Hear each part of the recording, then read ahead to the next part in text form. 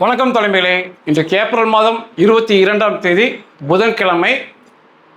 America, Israel மற்றும் ஈரானுடைய போர் நிலவரங்கள் நான் பதிவு பண்ணியிருந்தேன். இந்த சண்டை நிறுத்தம் நீட்டிக்கப்பட்டு 60 நாள் கூடுதல் சண்டை நிறுத்தம் கொடுக்கப்படலாம் அப்படின்னு இருந்தேன். சொன்னதுபடி நடந்திருக்கு. ஆனால் 60 நாள் என்ற காலக்கெடு எதுவுமே இல்லை. காலக்கெடு எதுவும் இல்லாமல் இந்த சண்டை நிறுத்தம் நீட்டிக்கப்பட்டிருக்கு. ட்ரம்ப் என்ன அறிவிப்பு கொடுத்திருக்காருன்னா, பாகிஸ்தான் உடைய ஃபேக்ட் ஃபீல்ட் மாஸ்டர் அந்த பேடி ஆசிம் முனீர் கேட்டுக்கொண்டதற்கு இணங்க, பாகிஸ்தான் பேடி பிரதமர் அந்த சபாஸ் ஷரீப் கேட்டுக்கொண்டதற்கு இணங்க சண்டை நிறுத்தம் நீட்டிக்கப்பட்டுள்ளது. மற்றும் ஈரானில் அரசாங்கம் என்று ஒன்று இல்லை, அரசாங்கம் அடித்து உடைக்கப்பட்டிருக்கு. அதனால யார்கிட்ட பேசணும்னு தெரியல.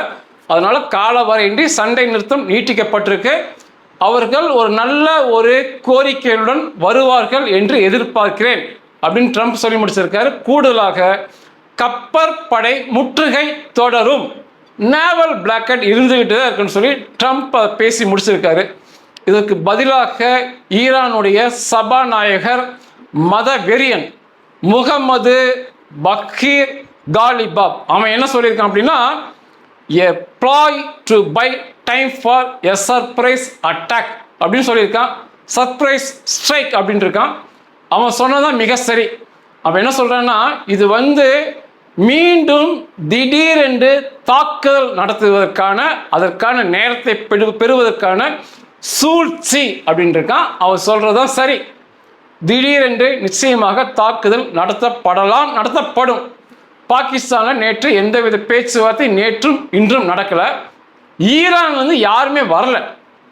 பாகிஸ்தான் எவ்வளோ கூப்பிட்டோம், நாங்கள் வரமாட்டோம் விடாப்படியாக மறுத்துட்டாங்க. இந்த பேச்சுவார்த்தைக்கு, இரண்டாம் பேச்சுவார்த்தைக்கு அமெரிக்காவிலிருந்து அவர்கள் வருகிறார்கள் இவர்கள் வருகிறார்கள் சொல்லி சர்வதேச ஊடகங்கள் மாற்றி மாற்றி செய்திகளை பரப்பிட்டே இருந்தாங்க. நேற்று நான் அதை பற்றி எதுவுமே பேசலை, தெரிஞ்ச பிறகு பேசிக்கலாம் விட்டுட்டேன். ஜேடி வான்ஸ் துணை அதிபர் வரதான்ஸு யாருமே அவர்களும் வரல. ஏன்னா ஈரான்லேருந்து யாரும் வராமல் இவர்கள் பிரயோஜனம் இல்லை. ட்ரம்ப் தன்னிச்சையாக அவரே சண்டை நிறுத்தத்தை நாளை அதிகப்படுத்தி அறிவிப்பை தன்னிச்சையாக வெளிப்படுத்தியிருக்காரு. இந்த கப்பற்படை முற்றுகை இருக்கிற வரைக்கும் சமாதான பேச்சுவார்த்தை நடப்பதற்கான அறிகுறி இல்லை. ஏன்னா கப்பற்படை முற்றுகை இருக்கும்போது ஈரான்லேருந்து சமாதான பேச்சுக்கு வந்தானுங்கன்னா சர்வதேச அரங்கம் ஏற்கனவே அவங்கள காரி துப்பிட்டு இருக்கானுங்க. நீங்கள் என்னடா இராணுவத்தை வச்சுருக்கீங்க, கப்பற்படை வச்சுருக்கீங்க, தொடர்ச்சியாக அமெரிக்கா உங்கள் ஊரில் உங்கள் கப்பற்படை துறைமுகத்தை முற்றுகையெல்லாம் திருப்ப அடிக்காமல் இருக்கீங்கன்னு சொல்லி சர்வதேச உலகம் அவங்கள ரொம்ப அவமானமாக நடத்திட்டு இருக்காங்க. இந்த சூழலில் பேச்சுவார்த்தைக்கு வந்தால் இன்னும் மிகப்பெரிய கேவலமாக போயிடும். அதனால் பாகிஸ்தான் அமெரிக்காவுக்கு வேண்டுகோள் விடுத்திருக்காங்க. கப்பற்படை முற்றுகை எடுக்கப்பட்டால்தான் மேற்கொண்டு பேச்சுவார்த்தை நடக்கும், இல்லைன்னா அவங்க வருவதற்கான வாய்ப்பு இல்லைன்னு சொல்லி இவனும் ஒரு பயங்கரவாதி தான். இவனோட அடிப்படை சித்தாந்தம் ஈரானை சேர்ந்து தான் இருக்கும். நல்லா புரிஞ்சுக்கணும். பாகிஸ்தானுடைய ஃபேக்ட் ஃபீல்டு மார்ஷல் அந்த பேடி பிரதமர் இவனுக்கு எல்லாமே குள்ள நரியை போன்றவர்கள் அமெரிக்கா கூட சேர்ந்திருக்க மாதிரி இருப்பானுங்க. ஆனால் முழுக்க அந்த வெள்ளிக்கிழமை வெறியன் பாலைவன பயங்கரவாதி ஈரானுக்கு சாதகமாக தான் இவன் மனசில் நடந்துக்குவான். அமெரிக்காவில் இன்னைக்கே பாதி குரல் வந்திருக்கு. இந்த fake field marshal Asim Munir ஒரு துரோகி, அவனை நம்பக்கூடாதுன்னு ட்ரம்ப்புக்கு சொல்லியிருக்காங்க. ட்ரம்ப் என்ன செய்கிறார் என்று பார்க்கலாம். இந்த கப்பற்படை முற்றுகைக்கு ஈரானுடைய இராணுவம் ஒரு வியப்பான பதில் கொடுத்துருக்காங்க. உலகமே அதிர்கிற மாதிரி. அவன் என்ன சொல்கிறான் அப்படின்னா, அந்த கப்பலை ஈரான் கப்பலை அமெரிக்கா அடித்து இழுத்துட்டு போனாங்க. 2 கப்பலை இதோடு இழுத்துட்டு போயிருக்காங்க அமெரிக்கா.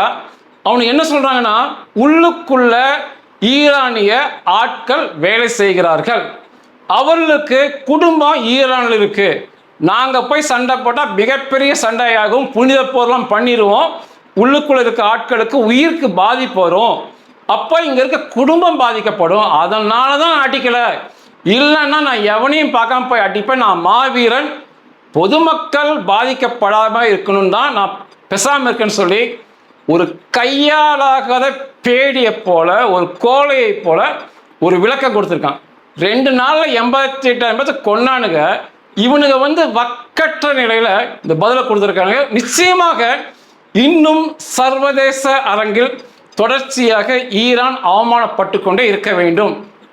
இன்னைக்கு வரைக்கும் ஈரானுடைய 2 பிரம்மாண்ட கப்பலை அமெரிக்கா கைப்பற்றி அவங்க கொண்டு போயிட்டாங்க. பிரம்மாண்டமானது. அதை தாண்டி 28 கப்பல்கள், பிரம்மாண்ட கப்பல்கள் ஈரான் துறைமுகத்திலிருந்து கச்சா எண்ணெய் பிற பொருளை எட்டு வந்த கப்பலை வழிமறித்து திரும்ப துறைமுகத்துக்கே துரத்தி விட்டுருக்காங்க அமெரிக்க கப்பற்படை.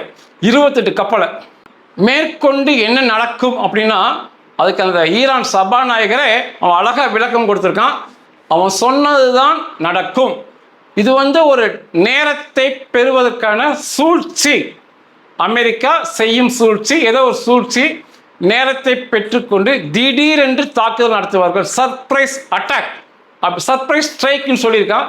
நிச்சயமா அதை செய்வார்கள்.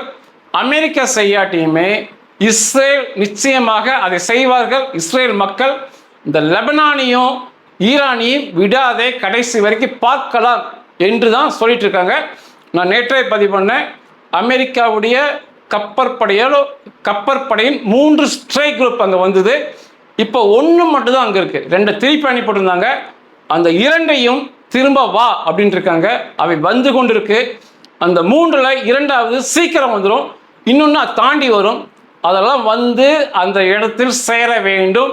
இந்த ஆயுத உற்பத்தியும் அநேகமாக பண்ணி கையிருப்பு வச்சுக்கணும். அதுக்கப்புறம் அந்த ஈரான் சபாநாயகர் சொன்ன மாதிரி திடீரென்று எதிர்பாராத தாக்குதலை இஸ்ரேல் ஆரம்பிச்சிருக்கும். இஸ்ரேல் தான் ஆரம்பிச்சிருப்பாங்க. நிச்சயமா வருகின்ற சில நாட்களில் எதிர்பார்க்கலாம். அதை பற்றி தெளிவான தகவல் சொல்கிறேன். அதே போலவே இந்த ஈரானை தாண்டி லெபனானுக்குள்ள திரும்ப பிரச்சனை. நேற்று லெபனானிலிருந்து 5 ராக்கெட் இஸ்ரேலுக்குள்ள வெடிச்சிருக்கு. அவன் என்ன சொல்றான், இஸ்ரேல் பயங்கரவாதினா முதல்ல இஸ்ரேல் தான் மீறினாங்க சண்டை நிறுத்தத்தை. நாங்கள் அதனால புனித போர் பண்ணிட்டோம் ராக்கெட் அனுப்பிட்டோம் இருக்கானுங்க. அவர்களும் திருந்த போவதில்லை. இந்த லெபனானை மிகப்பெரிய நாசம் பண்ணுன்னு காத்திருக்காங்க இஸ்ரேல் ராணுவம். அதனால இந்த சண்டை நிறுத்த நீட்டிப்பு என்பது திடீரென்று தாக்குவதற்கான சூழ்ச்சிகள் தான். நன்றிகள்.